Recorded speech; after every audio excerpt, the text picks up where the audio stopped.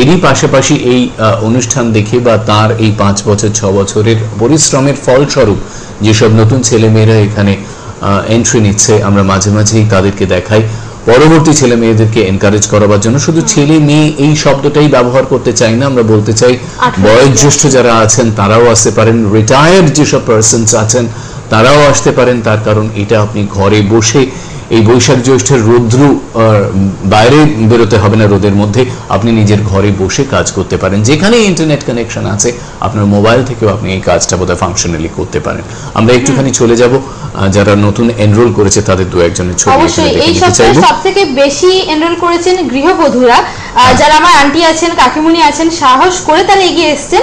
তবে এখানে আমি একটা যে ছবি, প্রথমে আমরা ওমানাথ ঘোষ মজুমদারের ছবিটা দেখছি এখানে। হ্যাঁ, রিসেন্ট ভর্তি হয়েছে, এরা কেউ কিন্তু এখনো ইনকাম স্টার্ট করেননি, এরা কোর্সটা কন্টিনিউ করছে। কিন্তু তাদের মধ্যে একটা বিশ্বাসযোগ্যতা তৈরি হয়েছে যে কিভাবে আমরা রোজগার করতে পারি। যেখানে এরকম মারপিট লেগে আছে রোজগারের জন্য, মানুষের এত কম্পিটিশনের মধ্যে, সেখানে আপনি ঘরে বসে করতে পারছেন।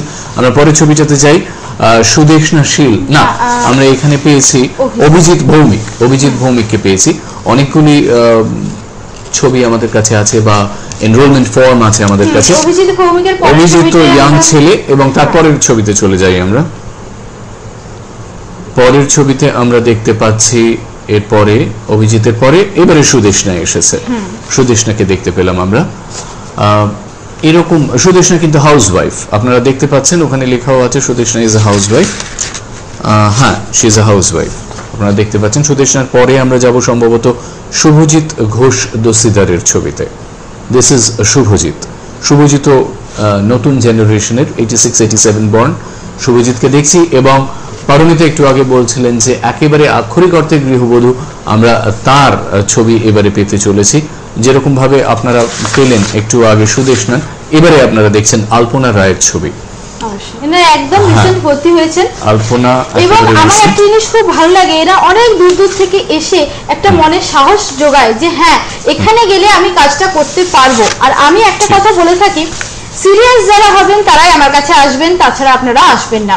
কারণ 2 থেকে 3 ঘন্টা যে কাজের কথা বলছি, এটা কিন্তু ফাঁকিবাজি দিয়ে আপনি কাজটা করে নেবেন, অ্যাকুরেসি রাখবেন না বা কাজটা ঠিক মতন করবেন না, সেটা কিন্তু হয় না সব কাজের ক্ষেত্রে। অ্যাডভান্স এবং যে বেসিক আমাদের আছে সেটার ক্ষেত্রে আমি বললাম। তাই যারা সিরিয়াস হন, যারা বিশ্বাস করেন যে হ্যাঁ অ্যাডভান্স পেমেন্ট নিয়ে বাজারে কাজ করা যায়, অনলাইনে কাজ করা যায়, তারাই একমাত্র আমার কাছে আসুন। আচ্ছা, আমরা এইখানে আরেকটা জিনিস আপনাদের মনে করিয়ে দিতে চাই যে মানুষ হয়তো এখনো পর্যন্ত একটা ঘোরের মধ্যে আছেন যে এক্স্যাক্টলি কি কিছু কিছু জিনিস পারমিতা আমরা হাতের কাছে পাই, যেটা অনেক সময় আপনাকে আমরা বলেছি যে এই form fill up, email reading job, তারপরে ডেটা এন্ট্রি, সার্ভে, এই সব ধরনের কাজই কি আপনার আছে নাকি অন্য ধরনের? একদমই না, আমার কাছে আমি এত দিন ধরে কাজ করে আসছি, দেখছি যারা যারা আসছে সবাই অ্যাটলিস্ট এই জায়গাগুলো থেকে ঘুরে এসেছে এবং তারপরে এখানে ধাক্কা খেয়ে এসেছে। আমি এই জায়গাটাই উত্থাপিত করতে চাইছিলাম। এবং কিছু জনকে আমি এমন দেখেছি, আমি তাকে বললাম আমার জিনিসটা, সে বললো ঠিক আছে ম্যাডাম আমি পরের দিনকে আসবো বা আমি একটু ভেবে দেখি বাড়িতে তারপরে আসবো। তারপরে সে এই জায়গাগুলোতে গেছে, যথারীতি এই জায়গার জাঁকজমক চমক দেখে ভর্তি হয়েছে, এয়ার কন্ডিশন দেখে সমস্ত কিছু দেখে ভর্তি হয়েছে। তারপরে 6 মাস পরে আমার কাছে আবার ঘুরে এসছে, না ম্যাডাম পুরো টাকাটাই আমার জলে গেল, এবার আমি আপনার কাছে শিখতে চাই। এইরকমও প্রচুর আমি দেখেছি, আমার অভিজ্ঞতা থেকে বলছি। এবং আমি নিজে একটা সময় এইগুলো কাজের সঙ্গে ছিলাম, প্রথমেই যখন স্টার্ট করি তখন গিয়েছিলাম।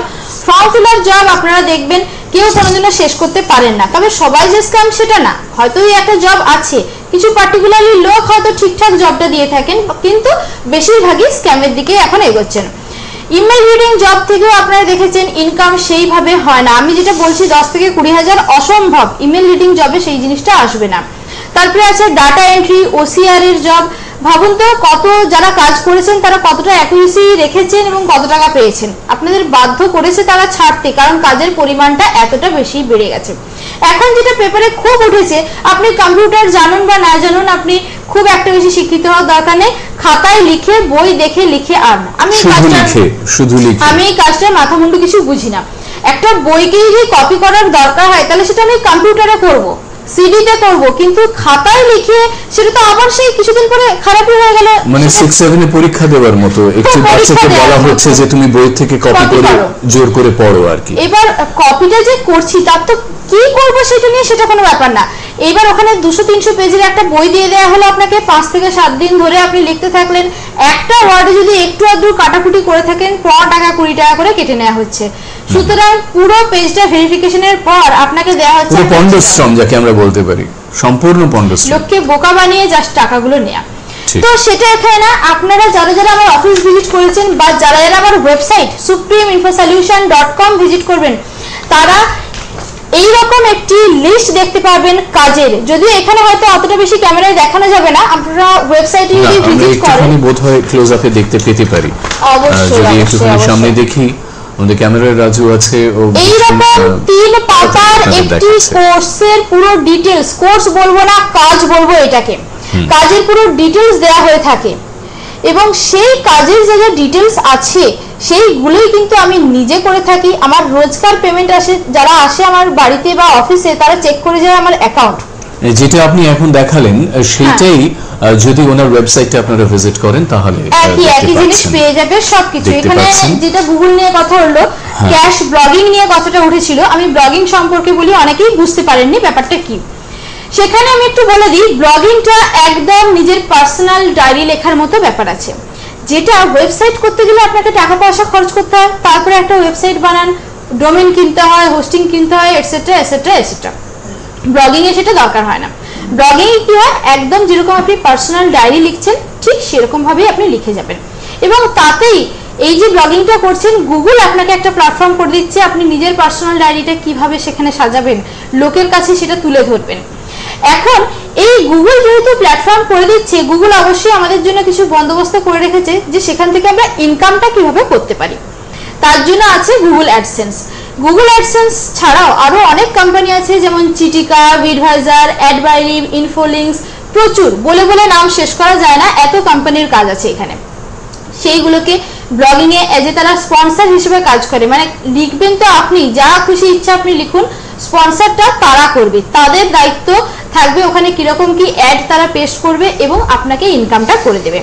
ব্লগিং থেকে মাসে মোটামুটি 5000 আপনার ইনকাম হবে, এবং কত লাস্ট অবধি ইনকাম হতে পারে সেটা বলা যায় না। তার কারণ অন্যান্য কাজের থেকে ব্লগিং এর যে পার্থক্যটা আছে, অন্য কাজ কি আপনাকে দেয়া হলো কাজটা, আপনি করলেন, টাকা পেমেন্ট হয়ে গেল, ওখানেই কাজটা স্টপ, আবার আমরা নেক্সট কাজে যাব। ব্লগিংটা কিন্তু একদম তা না, একটা পোস্ট করার পর, একটা জিনিস লেখার পর সেটা আপনার সারা জীবন থেকে যায়।